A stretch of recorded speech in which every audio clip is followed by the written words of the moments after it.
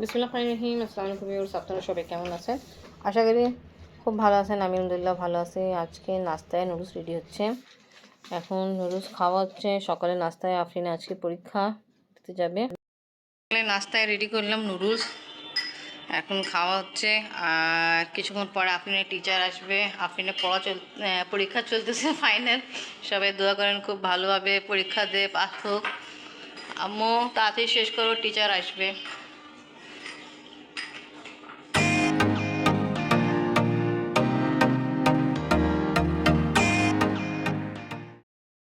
দেখেন কে আসছে আমাদের বাসায়। জাহিন আসছে। জাহিন কেমন আছো?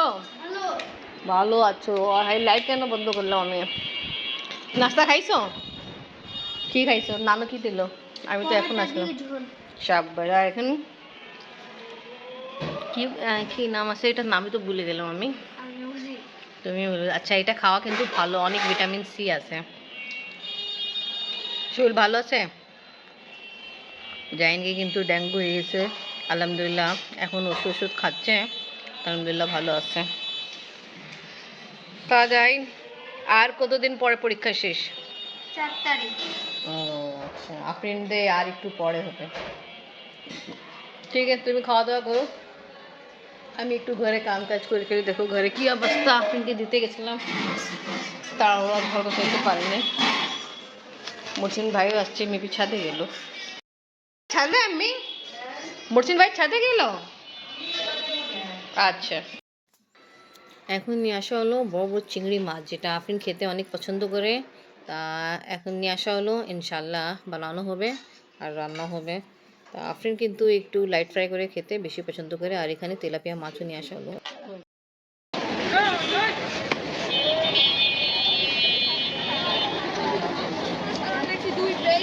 তারপর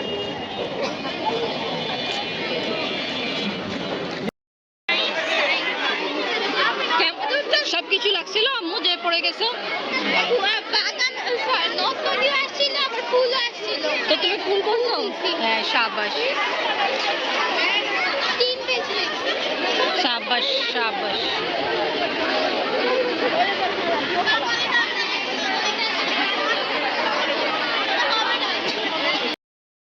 লাঞ্চ করা আমাদের কমপ্লিট হলো। আর কিছুক্ষণ আগে আমার ভাই আর আমার বড় বোন আছে, ওনার সাথে কথা হয়েছিল। আমার বাবা ইনজার্ড হয়ে গেছে, বুঝছেন আপনি? বাবা আপনার নানা কিন্তু হাত ফ্র্যাকচার হয়ে গেছে। কিভাবে হয়েছে?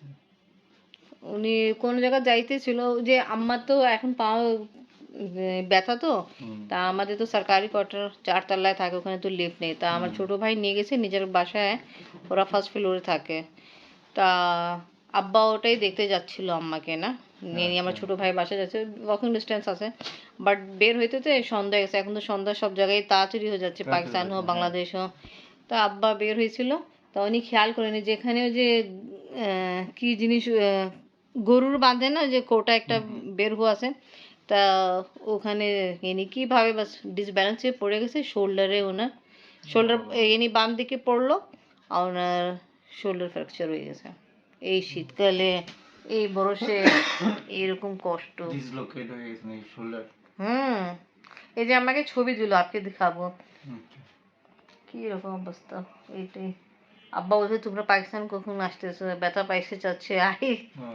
আর মন খারাপ না, কি করা যাবে, যাবো ইনশাল্লাহ আমরা। হ্যাঁ, যাইনি আলহামদুলিল্লাহ, এখন তো দেখছি মাশাআল্লাহ ভালো। আজকে আসছিল জাহিন। হ্যাঁ মাশাআল্লাহ দেখলাম তো ভালোই। তো আজকে আসছিল মুসলিম ভাই সাথে, পরীক্ষা দিয়ে পরে আমাদের বাসা আসছিল। হ্যাঁ ডেঙ্গু হয়েছে মাশাআল্লাহ, ভালো এই কন্ডিশনে পরীক্ষা দিচ্ছে। এটাই সব জায়গায় দুঃখ সংবাদ, আর কিছু না।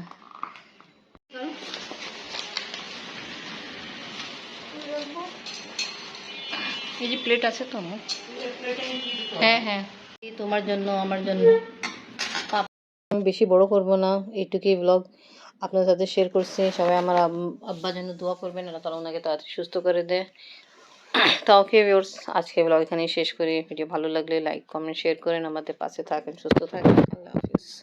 আব্বা পিকচার আপনাদের সঙ্গে শেয়ার করতেছি, দোয়া করবেন আব্বার জন্য।